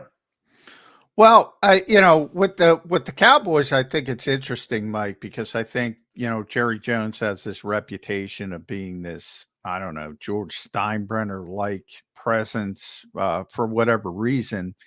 In the case, he hasn't been, at least for the past 2 decades. The Cowboys are one of the more conservative teams in the NFL, and they have been for a very, very long time. They're actually a very good drafting team as well. They have one of the best personnel guys in the business, and Will McClay. And they kind of build that way, which is typically better. Now, how they handle contracts, like I said, a lot of that has to do with ownership. And Jeffrey Lurie deserves a lot of credit for the way the Eagles use void years, because he's willing to, have dead money in certain years because he's already paid it out. So he says, well, what do I care, essentially? Try to put the best team on the field. Jerry Jones has gone in a different direction. You have these big cap numbers, and you got to worry about the quarterback. And now CD Lamb, he's in the conversation as well. And then you talk about Justin Jefferson, Jamar Chase, and all these receivers. The Eagles somehow find a way to get Devonta Smith done. And not only that, Mike, they get the 5th-year option, which keeps it at $16 million. Right. 3 years. That was the underrated part of it, was that they got the 5th-year option and then put the extension on the end. I don't know how they do it. Look, if Devontae's happy, I'm happy. But there's a lot of players in this league, and I call it the Kirk Cousins mindset, that try to squeeze out every nickel they can. And they should, by the way. And I see BLG. We can pop him up and ask him. All right. Brandon Lee Garton. There he is. Good to see you, buddy. BLG hopping on the show. This is a first official meeting for me with Brandon Lee Garton. I read a lot of your stuff. I am happy to have you on here. So the genesis of our conversation this morning, Brandon, starts out with a Robert Griffin III tweet that piqued my interest. He says, the Eagles already have the best roster in the NFL. Now they have 2 $25 million wide receivers. Are we overlooking this roster with what they did yesterday, the getting Smith back, the way they got Smith, getting the 5th-year extension, and how they seemingly do such a great job? But are we overlooking this 53 because of the way they finished the season? I think they have one of the better rosters in the league for sure. I think that's fair to say, but I still think they have, holes just like any team does. I don't think there is a perfect roster in the NFL, just the way things work with the salary cap and whatnot. They're just not going to have that, and how players fall off unexpectedly. Look at James Bradberry kind of last year, and he's still projected to be a starter as it currently stands right now today. So, there are still holes there, but obviously they do have a lot of talent and good young talent like Devonta Smith. Yeah. Sorry, John. Yeah, real quick on that, because we were talking about Bradberry. It seems a lot of people think that Bradberry, he had a bad year in New York, then they let him go. After he had a good year in New York, the Eagles picked him up. He had a good year, then he had a bad year. Some people seemingly think he is due for the bounce back. I am. Are you on that? I'm one of them. Are you on that train?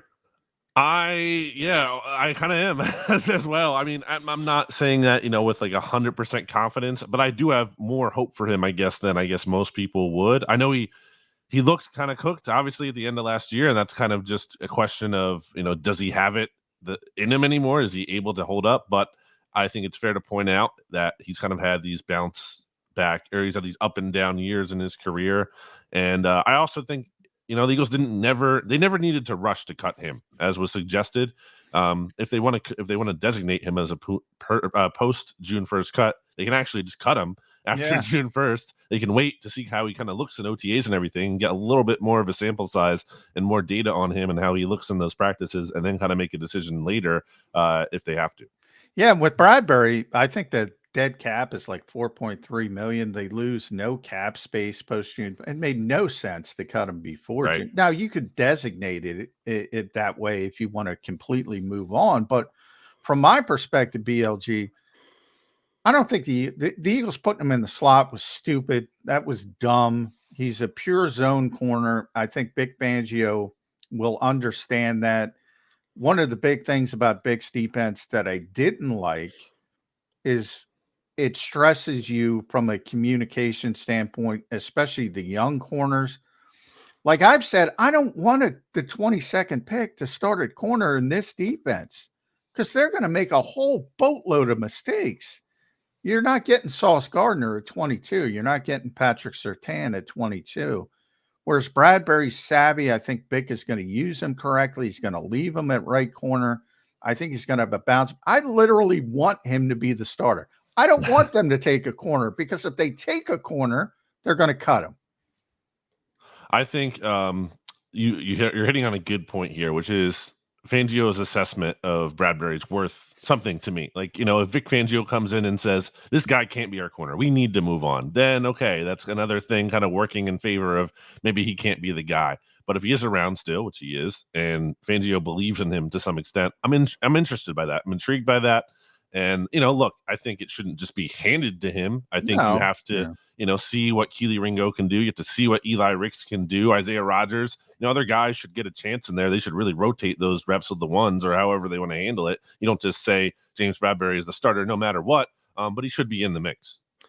Wasn't there, I think there was a report back in February from the Inside the Birds guys basically saying there was such a disconnect in the secondary, that somebody wasn't talking to the coordinator. I got to imagine that's Bradberry, right? I mean, who else was so to the point where their play was so drastically from one year to the next, a drop off, to say this guy just did not buy in and did not like the way he was being used. Is that fair to, I don't want to say assume, but fair to hope that was the problem for him? I don't know. James Bradberry is a pretty mild-mannered guy. And I think one of his Good best. Dude. Yeah, I can't picture him doing that. And he's smart too. He's a smart guy. And that's kind of why I have hope for him still, even if he kind of is breaking down a little bit physically. Obviously, there's a threshold there that you have to meet. But if he can get to a certain level, I think the plays he makes with his mind, I think there's value in that. And that's why I think he can potentially, look, and when we talk about bounce back too, I don't think we're realistically expecting him to be as good as he was in 2022 when he led the NFL in terms of lowest passer rating allowed. But I certainly think he can be a much more respectable starting option than he was last year, which he clearly, especially by the end of the season, just was not viable at all. So the conversation starts with the Eagles have the best roster. John mentioned if they take a guy at 22, what happens. Is there other than right guard, Brandon, is there a spot if they draft a guy at 22 that guy will play and have an impact right away?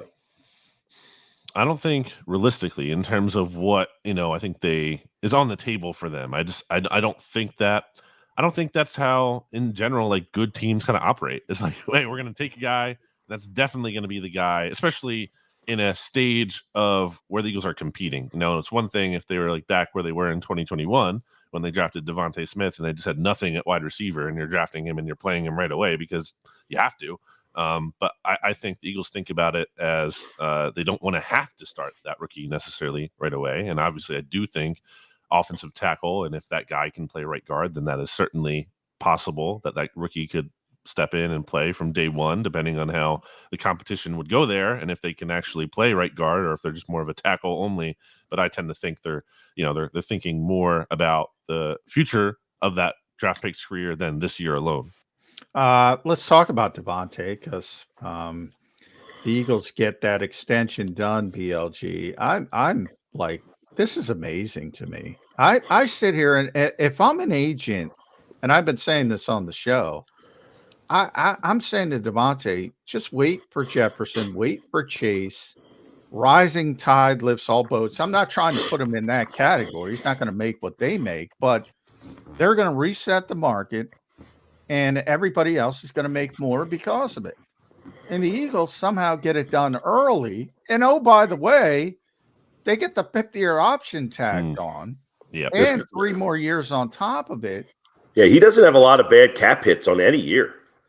It's kind of unbelievable. Why do other teams not emulate, or simply they can't emulate? What is it? Is there a secret sauce to this? Because I'm like, I don't want to criticize Devonta's agent. Clearly, he likes it here. Clearly, he wants to play here.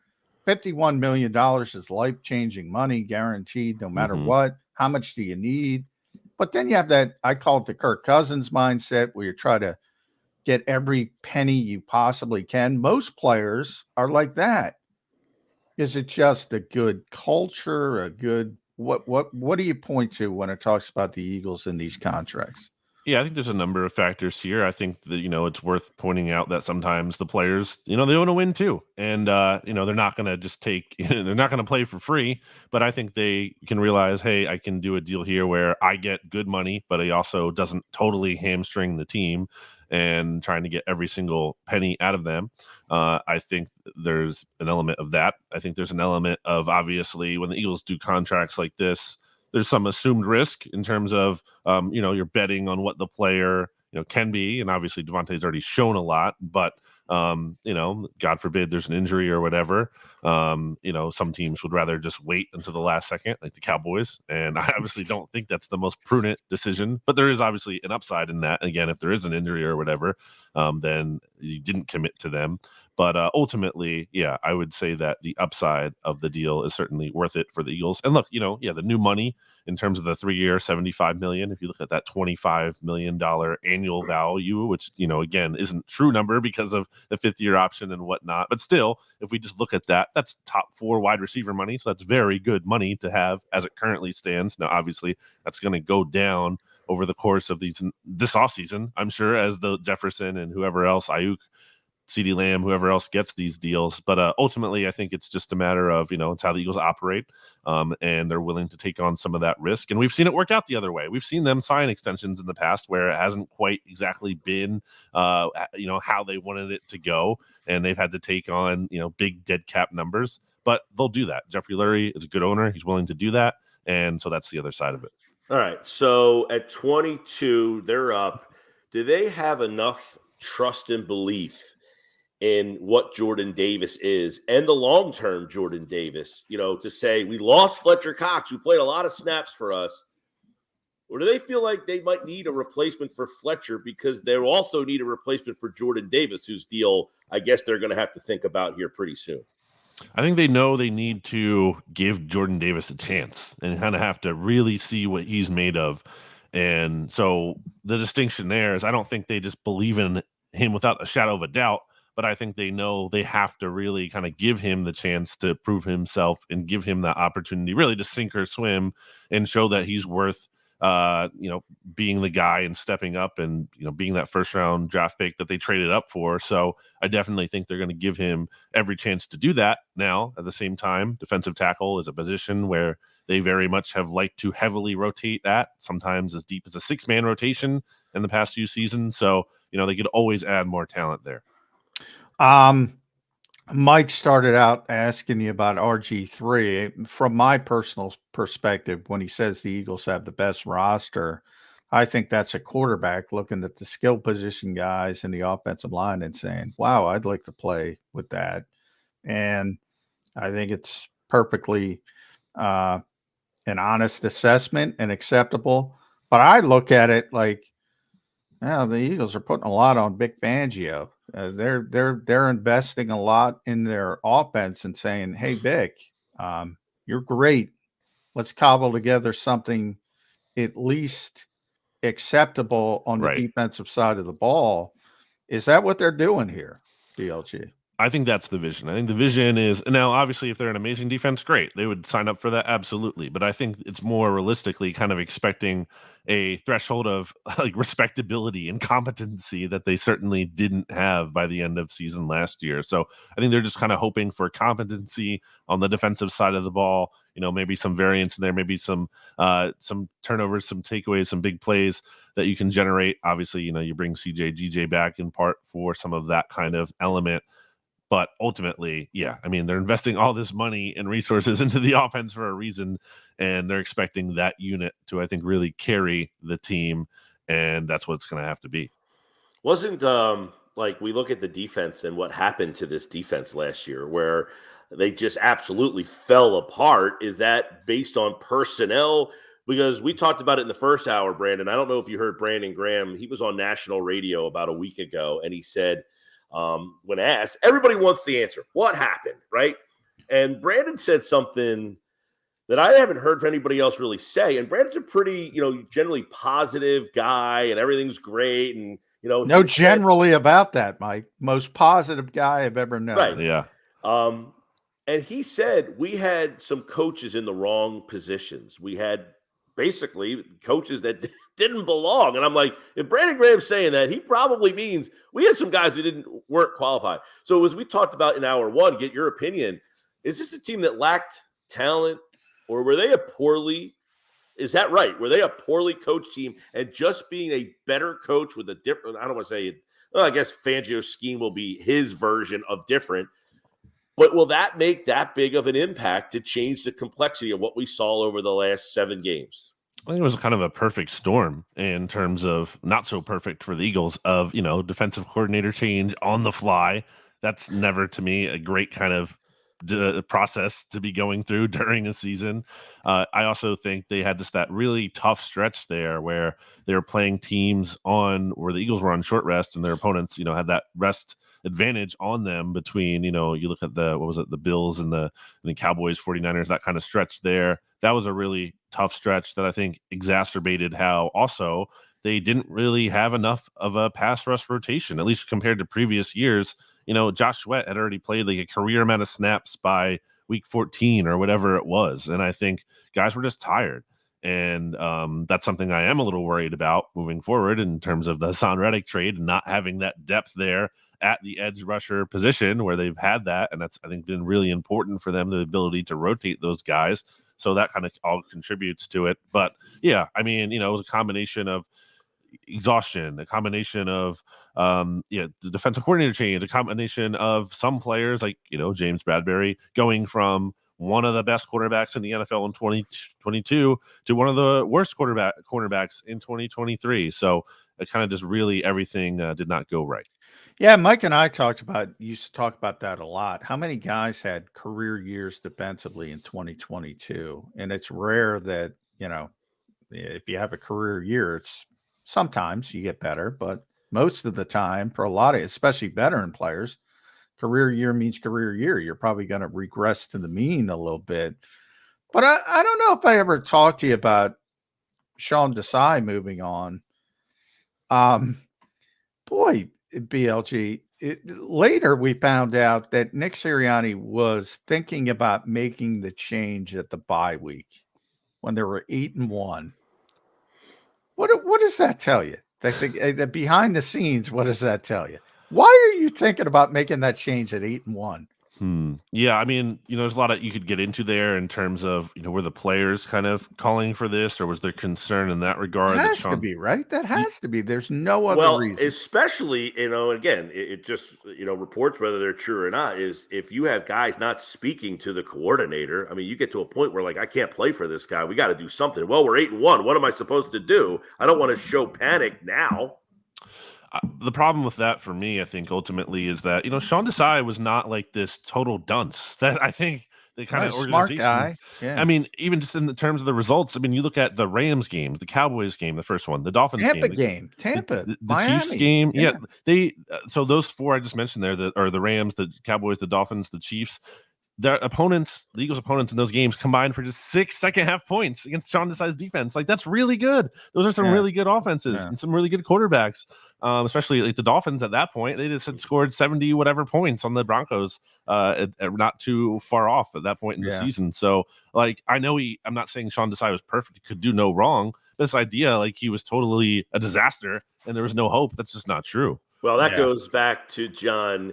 You and I've had this conversation, but Brandon, he mentioned it the year before. I mean, every guy on this team essentially had their best season of their career playing for John Gannon, and people hated John Gannon, couldn't run him out of town fast enough, but he got the best out of multiple guys on that defense. And you go back to the question about coaching and how valuable that is, and that you might not have liked his scheme and some of the play calls in certain times, but he certainly got the best out of 8 guys on that defense. I mean, you figure Edwards and Kaiser White, both of those guys had the best year they ever had. Bradbury had a great year. Chauncey Gardner-Johnson probably had the best year, got himself, well, he didn't get a great deal, but still had the best year he ever had. You had multiple guys with double-digit sacks. They all got that playing in John Gannon's defense. So he got a lot out of them. So I think there is something to be said about the connection you might have with that coach. And if the coach can't connect, and maybe Desai just wasn't good at connecting. Yeah, I mean, even if I do want to say on that point, or even like the Shane Steichen thing, even if that's part of why that conversation is very uninteresting to me. Last year is like, you can't keep those guys. If they're going to go get a head coaching job, like, that's what it is. Like, it's not like, well, the Eagles messed up. They can't control that. They can control, obviously, who they replace them with. That's where more the focus should be, more the energy should be on, getting the stock line piped and, having those replacement options ready. But like this idea that you're lamenting something that you couldn't control them leaving, like, it is what it is. Yeah. At Brandon Gouton, make sure you follow BLG on X/Twitter, whatever you call it. Bleeding Green Nation does a tremendous job there. Editor-in-chief, read them every single day. Draft, I need you to put on how he's going to talk to us today. Give us nothing. I'm going to predict. And once you put your Howie hat on, and at 22, now recent history says they targeted trade up for Devontae, for Jordan Davis, even for Jalen Carter, a one spot up so nobody could trade in. History says they're probably not going to pick a 22, but they're going to be somewhere in that range. Best case scenario for Brandon Lee Garton for the Eagles in the first round of this draft. I think it looks something like, a lot of quarterbacks are being taken, including Penix, or Bo Nix. You maybe have like 6 quarterbacks taken before the Eagles are picking there. I think it reaches a point where you're probably maybe like 18, 19, 7, somewhere around there, like 5 or so within picks of the Eagles at 2020 or 22 there. And I think they're looking to trade up in a draft where, especially, it seems to be the case that there's so much uncertainty. And I think that kind of speaks to the lack of great quality of prospects in this class. I think they kind of are going to have to move up to get a player in that tier that they kind of want, similar to how in 2014, they had that group of 6 they really wanted before they ultimately all went off the board, and the Eagles had to trade down and take Marcus Smith. So I think the Eagles would look for a move up. I think you're looking ideal. I think it could be that, a Quinyon Mitchell or a Terrion Arnold somehow kind of falls in their lap a little bit there with a small move up, that they can go and get that kind of player. And then therefore they're not starting necessarily day one, but they could be in that mix for the corner competition. And also, just looking ahead to next year, who knows how much longer Darius Slay is going to be around. Yeah. I think that's the most ideal thing in terms of what, could help and would be nice. I think, again, the most realistic thing is they end up taking a tackle. Absolutely, always the most that can play guard for 2 years, right? And then you sure. and then he's so good at guard that they leave him there, and then they need a tackle. Yep, that could absolutely happen. It's happened with Landon Dickerson, and we know that. By the way, Lane. By the way, as we know, the Eagles 1 first round, 2 second round. They traded the 3rd round for Kenny Pickett, so they now have a 4th and 4 fifths. 3 fifths, right? 3 fifths? Brandon? Yeah, I think it's 3 fifths. I gotta double check. So a lot of ammunition later on in the draft. So we'll see how that all kind of. I know they after 53, they're at 120. I think. Yes, that's the flip for Pickett, right? Yep. They gave them a 3rd and got back the 4th. So and they've got they got Pickett, Will Grier. Grier, I wouldn't. That's right. They got 4. They got 4 quarterbacks on the roster. They're not taking a quarterback. I'm very comfortable in that. It does seem like that. Yeah, they're not taking. What do you think of Kenny Pickett, real quick? As a backup, I like it. I why not? I like 24 starts over his first. He's got a little bit of experience, and they have 3 5s and 1 6. 3 5s, okay. Yeah. I like the idea of, you have this cheap backup quarterback in theory for the next 2 years. There's value in that, especially because, backup quarterbacks, obviously, oh my God, they paid Marcus Mariota and he got a raise. Right. It's like 6-7 million. Like they make like real money, legitimate money. So to get a guy like Pickett, who's only $1 million or so the next couple of years each season, like there's value in that. I just think he was so bad in Pittsburgh, really, when you look at the numbers, that it's a little tough for me. And I liked Pickett a lot coming into that draft. I thought people were a little low on him, and I had hopes for him in Pittsburgh. I thought he was actually going to make a leap last year, and he didn't pass the eye test whenever I saw the Steelers, so I kind of have a tough time with that. But I do think it's fair to wonder that if he could be better, in the offense and the system that will give him, I think, more chances to succeed than the great Steelers. Great skill position talent, as RG3 will tell you. That's right. Yeah. Well, so it should be better. You got to always go by the rule of thumb. You can't trust a guy that went to Pitt. All right. That's go Dub V. All right. Brandon Lee Garton, Bleeding Green Nation, kind enough to jump in the stream here on Birds 365, about 10 days away from the NFL draft. Finally, we'll find out in less than 2 weeks. Brandon, good to see you, man. Absolutely. Thanks, guys. Thanks, bud. All right. So just like that, 2 hours. I told you, John, I could do 2 hours in my sleep. I think, and that's it. Yeah, 2 hours. You're used to this is like halftime for you usually. Yeah. So I got 4 hours to do later. So you can check me out from 2 to 6 on the radio. I'll be there Monday through Friday, 97.3 ESPN. I'll be back here on Thursday with you. And we'll be 1 week away from the draft. At that point, we'll see what Devonta Smith has to say today.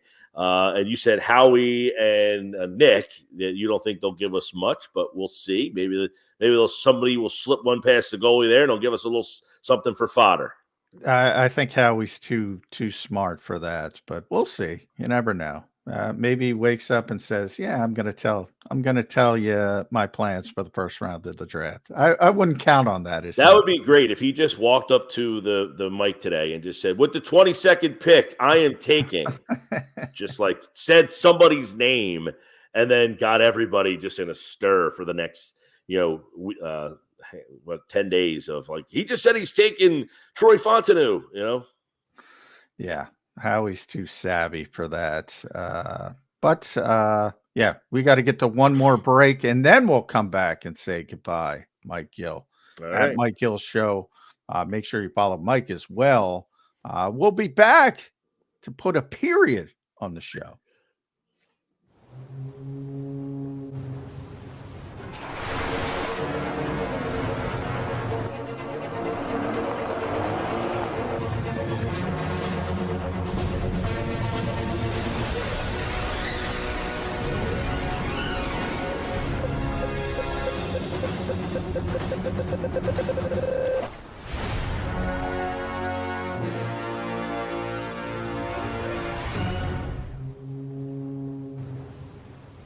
Imagine for a moment that you went to work today and when you came home, you were catastrophically injured. Your life and your family's life. That's what happened to union construction worker Mike Little. I was scared of what the end was going to be, but to be 100% honest with you, I knew I was going to be all right just by talking with Brian. In my heart, I just knew everything was going to be all right. Call the firm and find out why they say, "We got this." Call 215-458-2222.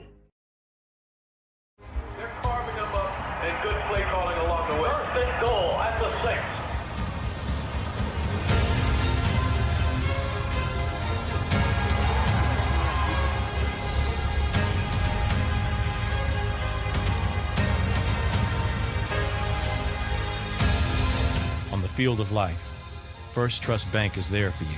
Champions on 3. 1, 2, 3. Because Philadelphia dreams deserve a Philadelphia bank. Underdog Fantasy is the easiest place to play fantasy sports, and certainly the easiest when you're watching the NBA. And the NBA playoffs are almost here, and you can win money making picks. What are you waiting for? Sign up on UnderdogFantasy.com and use the promo code WIN. An Underdog will double your first deposit up to $100. That's UnderdogFantasy.com. Use the promo code WIN. Get ready for the NBA and get ready for the NBA playoffs. Go to UnderdogFantasy.com. Use the promo code WIN.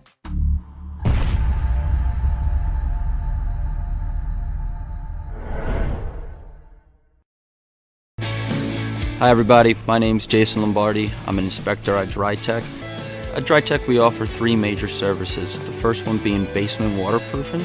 The second service we offer is foundation and structural repairs. And then the third service that we offer is mold remediation. If you feel you are having a waterproofing issue, give DryTech a call or check us out online.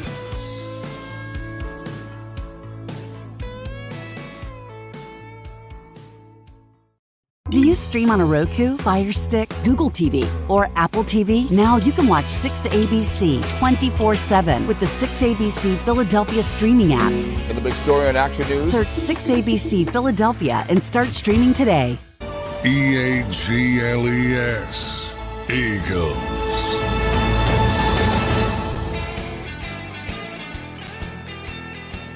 All right, final couple moments here on Birds 365. Mike Gill, Johnny Mack, as of course we get ready to get out of here. By the way, is that story for real that the jersey colors in Brazil might be banned, or is that just some fake I saw thing? something. Actually, I got to look into that. I'll ask somebody down at the Eagles.